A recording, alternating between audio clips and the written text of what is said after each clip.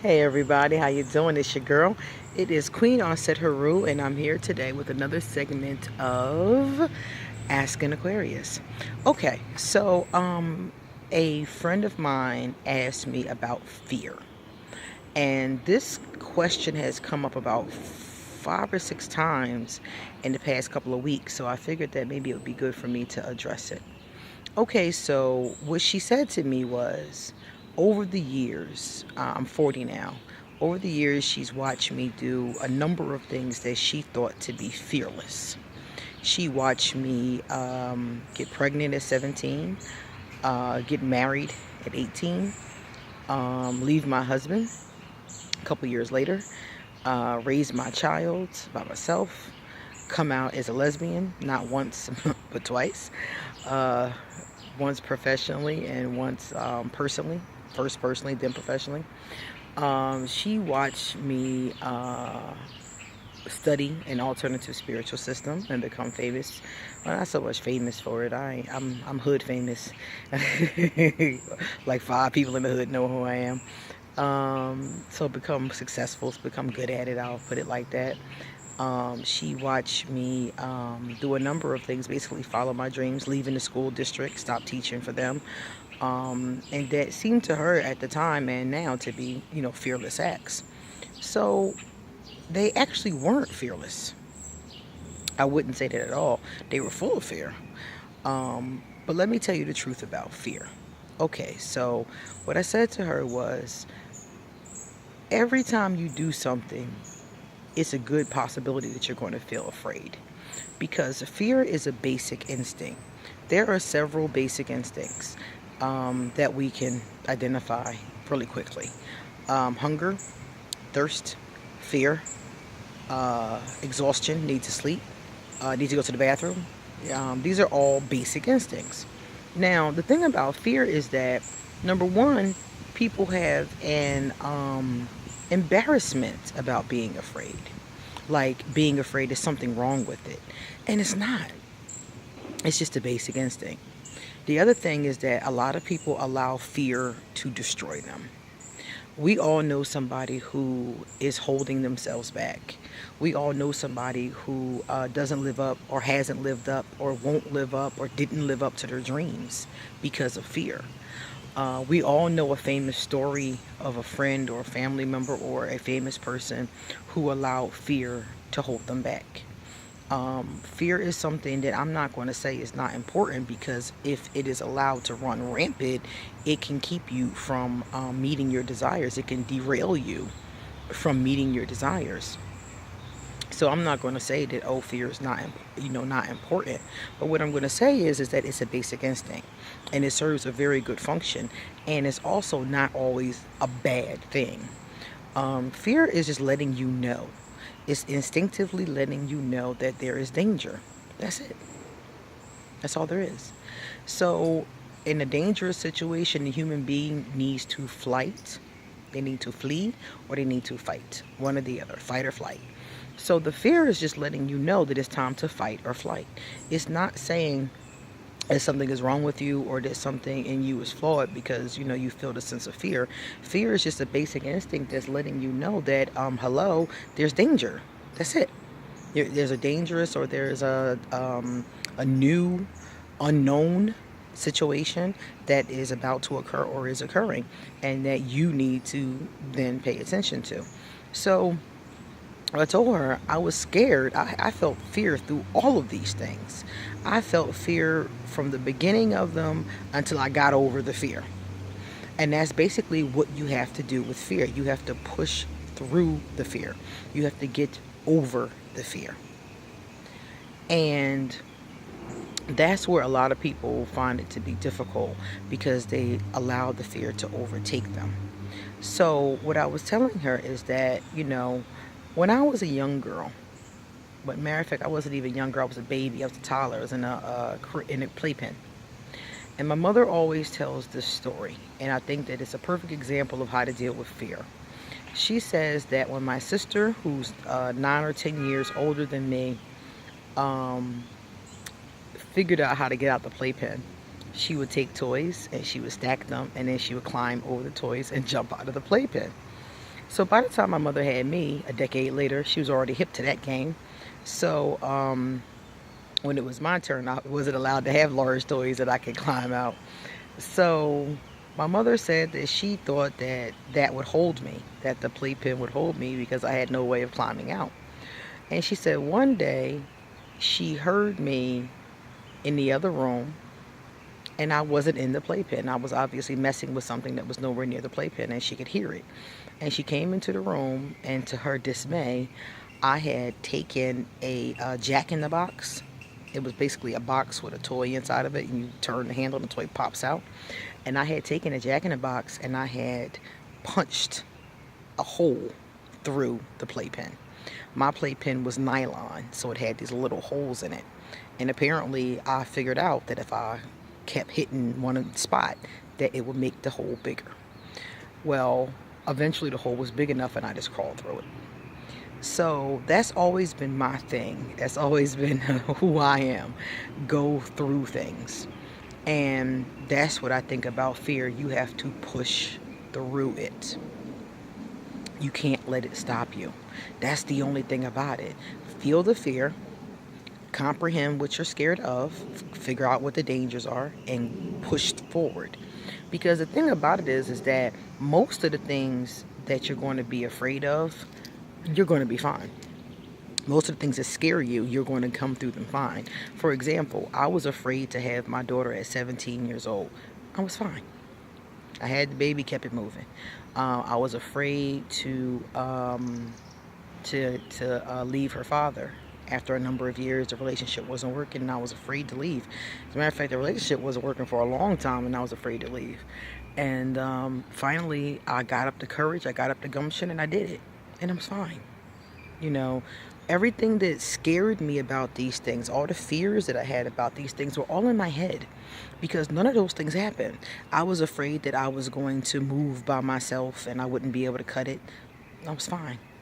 So the bottom line is that most of the time that we fear something, our fears are irrational anyway. So my thing is push through the fear. Just push through it. The other day I wanted to go jet skiing. I fancy myself a bit of a collector. And I collect things like jewelry, costume jewelry mostly. Things like toys. I have a big collection of toys. Clothes, pocketbooks, things like that. Crystals. I love crystals and spiritual items. So I fancy myself a bit of a collector, and I've noticed that since I turned 40, I stopped collecting things and I started collecting experiences. Now, I've always kind of collected experiences along the way, but now I'm collecting them more frequently. So the jet skiing, I wanted to go jet skiing. My friend told me about it, and I wanted to do it because I wanted to collect that particular experience, but I was scared. I was terrified. I was so scared that I was going to drown because I can swim. 6 feet is about my threshold of comfortability. And the jet ski, I was in Puerto Rico when I wanted to jet ski. So the ocean is like, I don't know how deep. I really don't. My estimation was 12 to 40 feet where I was at. Either way, it was more water than I was comfortable with. So I had on a life vest, and I was on, on a machine, and I was still scared as hell. I was scared that I was going to fall off the machine and end up in 40 feet of water, and drown, and the guy wasn't going to see me in time. I had this whole scenario in my mind. He wasn't going to see me in time. I was going to drown, and, my family was going, my daughter, or I was thinking about my baby girl, was going to be without me. I had this whole scenario going on in my head, and I told myself, no, stop it. You're going to be fine. And I said, you know what, self, we're going to be fine. So I went out there, I jumped on that jet ski, and I was real timid at first. I was, real slow and deliberate. And next thing I know, I heard my father. My father died in 2010. And my father was an Aquarius. And my father liked speed. He liked motorcycles. He liked fast cars, fast women. He likes speed. So I heard him say, go for it. And I just went. I hit the gas and just went. Next thing I know, I was jumping waves, going around in circles. I was way out. I was everywhere. I was just gone. I was having so much fun. So by the time it was time, 30 minutes was up. I was only running for half an hour. By the time the 30 minutes was up, I couldn't believe that it was over. I was like, oh my God, I had had such a good time. And the fun had conquered the fear. I had forgot that I was even scared. I had had so much fun and am seriously ready to do it again. You know, ready to go for an hour next time. But yeah, I had conquered the fear through, just pushing through it and having a great time. So to me, guys, that is what has to happen. You'll be afraid of something, you'll feel the fear, you'll recognize the danger. And I think that's what it really is. It's just telling you that it's danger. Okay, there's 40 feet of water. Don't be an idiot. Be careful, follow the safety rules, keep your vest on, wear your glasses. Don't, he says stay 100 feet away from other jet skis. So the fear was just telling me to be careful, to be cautious, to not be simple, listen to all the rules, and I did that. And I had a fabulous time. So I just wanted people to know that, no, I'm not fearless. I wish I could say that. I wish I could say, yeah, I'm never afraid. But I can't. I'm afraid every single time. And that's okay. I would like to be able to say that I'm fearless because I want to, look like I'm a James Dean. Bad to the bone gal. But the truth is that no, I was afraid every single time, and it was okay. It was okay that I was afraid. It was okay that I got past it. Everything was okay. Because it was a basic instinct. And it's always going to be there. Whenever there's time to do something, there's always going to be fear whispering in your ear. Your job is just to tell fear to shut up. Tell fear to shut up and push through it. The other thing I'm going to say, and I'm going to say this because this helped me tremendously throughout the years. If you really, truly have faith, then you will not stay afraid. If you truly believe in whoever your God is, and I don't care who your God is. I don't care if it's Jehovah. I don't care if it's Yahweh. I don't care if it's Yemanya. I don't care if it's Osset. I don't care if it's Buddha. I don't care if it's Jesus. I don't care who your God is. Whoever your God is, if you truly have faith and you truly have trust, you will stop being afraid. You'll feel the fear because it's a basic instinct, so it's going to come up like you're going to get hungry and you have to feed yourself. So the fear is going to come up. But if you can't push past the fear, you do not have faith in whoever your God is. And that means that you need to examine what it is that you're believing. Because one of the things that helps me push through the fear is knowing for a fact that no matter what happens, God has got my back. I don't care what has happened to me in my life. I don't care what I call God. Because at one point in time I was Catholic, and then I stopped being Catholic, and now I'm a priestess of Mayat. It didn't matter what I called God. From the time I was a little girl and first recognized God. My mother gave me my first Bible when I was 2, 3, I think I was 3, 4, somewhere in there. Little girl. Before preschool, I had my first Bible. And I always recognized God. No matter what I called God, no matter what I called him and what I called her, it did not matter. God always had my back. So when the fear gets really bad, and I don't know how I'm going to push through it, that's what I go to. I remember. I surrender. And I say, you know what? I'm scared, but I know you got me, and I give it to you. I'm going to give you a perfect example of how this has helped me. One day, a couple years ago, I was coming down Johnson Street. Anybody that knows Philadelphia knows Johnson Street is one of our streets that leads to the highway. So I was on Johnson Street, and I was crossing over Germantown Avenue. Well, it was snow on the ground, it was ice underneath the snow, and my car decided that it was not going to stop. And before it got to the corner, and the light was red, before it got to the corner, I knew I couldn't stop the car. I was terrified because I wasn't ready to die. It was a couple days after Whitney Houston had died, and I thought I was going with Whitney, and I didn't want to go. I did not want to go with Whitney. I wanted 100 more years. Period, point blank. So, in those like 15 seconds that I got to process this, I said to myself, God's got me. There's nothing I can do. I can't stop this car. And I got like 3 seconds before it hits the street, the part of Germantown Avenue. And I was like, God's got me. So I grabbed the steering wheel to steer the car exactly where I wanted to go, which was straight. And even though I couldn't slow it down, I couldn't stop it. I mean, I was pumping the gas. I was trying to do, I couldn't do nothing. It was, I mean, that ice had it. It was just taking the car. So I put my hands on the steering wheel and I closed my eyes and I bowed my head and I said, Goddess, thy will be done. If it was time for me to go, thy will be done. And when I opened my eyes, I was across the street. And I wasn't dead. Nothing had hit me. Nothing even came down the street. When I looked behind me, there was nothing coming. And I knew right then and there, no matter how afraid I was, at any given time, God has had me. So, whenever you get scared, there's two things. Number one, push through the fear.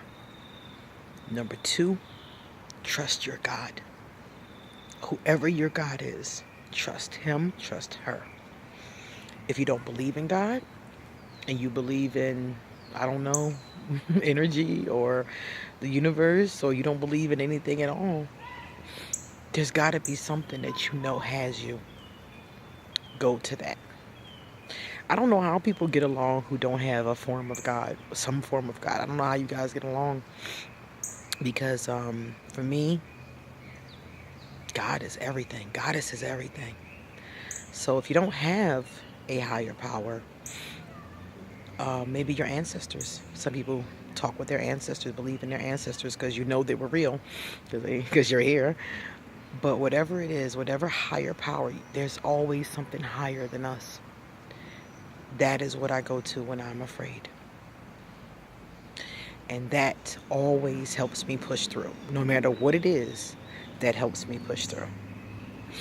So I hope that for those of you who are experiencing fear, or who are thinking about fear, or who are afraid to follow your dreams, or are afraid to do things that you want to do because, you know, you think afraid of what people are going to say, or are they going to laugh at you, are they going to talk about you, do it anyway. I've had all that stuff happen. People talk about me, people laugh at me, people told me I couldn't do what I've already accomplished. All of it. Everything I've done, somebody told me I couldn't do it. Every last thing. People told me I wouldn't graduate from college. They told me I wouldn't get my GED before that. They told me I wouldn't finish the youth build program I was in. People told me that I couldn't raise my daughter by myself. People told me I couldn't lead a school district and not starve to death. People told me that I couldn't do everything. I couldn't be gay and at peace. Everybody always told me what I couldn't do, and I never listened to them. Because I knew that if I pushed past the fear and I had faith in Goddess, I would make it. You need to know the same thing. So examine yourself, examine your spirit, examine your life, and see how you can push through your fears, and look at who's got you.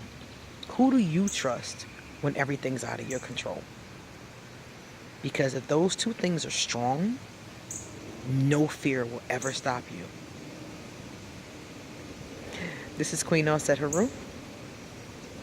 Deuces.